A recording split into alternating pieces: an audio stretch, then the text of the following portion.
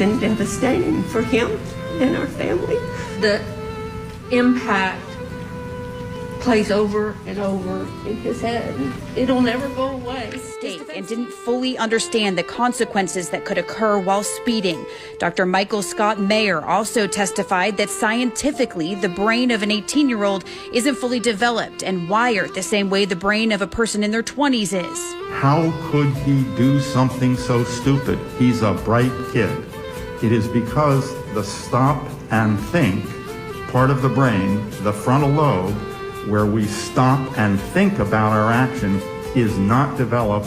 Heron's family also talked about selling their house and fighting their insurance company to get money to pay the Reisinger Robin. A perspective on this.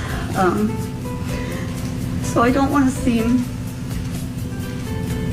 that I don't feel for the Hearn family. I do.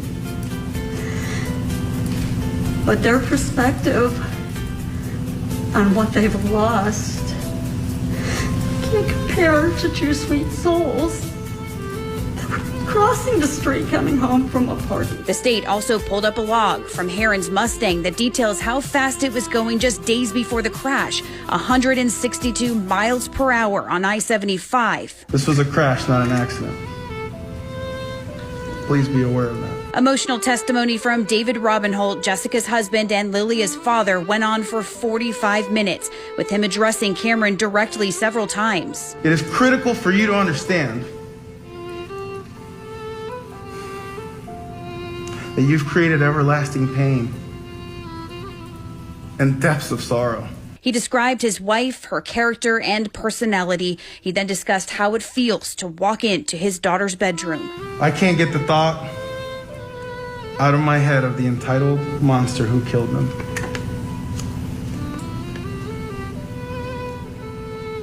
Something happens to me in this room. He says talking about the day of the crash is incredibly hard. He recalls being stuck in the traffic on Bayshore Boulevard and turning down a side street to avoid it. He says he knew something was wrong walking into Jessica's uncle's house to grab their luggage and not seeing them there. He says a stranger drove him to the hospital. I remember seeing a chaplain walk out, and I knew she was dead. I can't explain to you the effort and courage it takes to walk into that morgue and see the injuries that you created on her. David, in the end, begging the judge to give Heron a maximum sentence of 30 years.